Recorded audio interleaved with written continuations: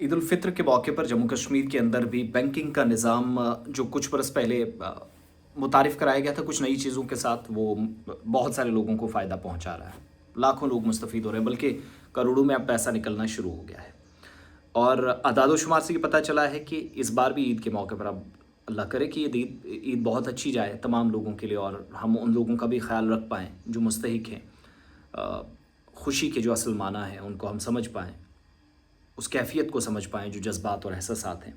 Rest हुकूमत के data की तरफ चले जाएँ तो जम्मू कश्मीर बैंक ने सिर्फ 3 से 4 दिनों की कहानी मैं बता रहा हूँ कि किस कदर चीज़ें बेहतर हुई हैं। जो बैंकिंग सेक्टर के लिए इक़्तिसादी तौर पर काफ़ी चीज़ें अच्छी हैं, और जो बार-बार हमारा रोना रहता है कि इक़्तिसादी हालत ठीक नहीं है, ठीक नहीं है।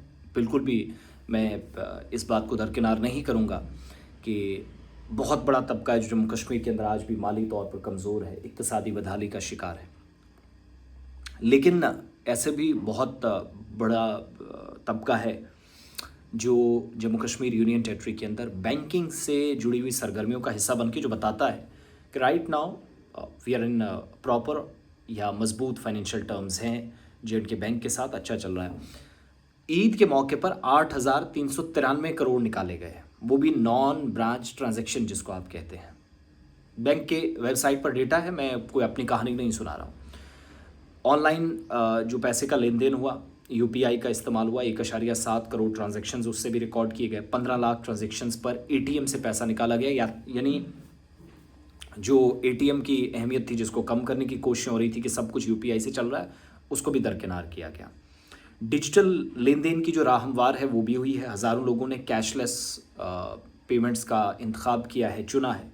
और सिर्फ 16 से 19 मार्च का जब मैं चेक कर रहा हूँ क्रॉस करके, जो डैशबोर्ड में अवेलेबल है जे&के बैंक की वेबसाइट पर, तो नॉन ब्रंच बैंकिंग लेन देन जो है वो 8,393.88 करोड़ तक पहुंचा है। तकरीबन 5.94 करोड़ सूदों में फैला हुआ है, यानी जो इंटरेस्ट की बात है, इतना दायरा उसका वसी हुआ। ईद से पहले मजबूत फाइनेंशियल एक्टिविटीज़ हुई हैं, ये बताने के लिए नंबर्स काफ़ी हैं। इसके अलावा यूपीआई के ज़रिए भी 3,125 करोड़ यानी तकरीबन 4 करोड़ लेन देन रिकॉर्ड हुआ। मोबाइल पर मबनी जो एम-पे सर्विसेज हैं, 2,991.70 करोड़ रुपए के तकरीबन 1.7 करोड़ लेन देन रिकॉर्ड हुए। डिजिटल रश के बावजूद बहुत दबाव रहता है, वेबसाइट्स कभी चलती नहीं है, पैसा ट्रांसफ़र नहीं होता, इसके बावजूद भी पैसा बड़ी आसानी से निकाला गया। 658.57 करोड़ रुपए के 15 लाख से ज़्यादा लेन देन हुए, और 83,641 करोड़ सूदों में जो मजमूई तौर पर 1466 करोड़ रुपए का इजाफा हुआ है।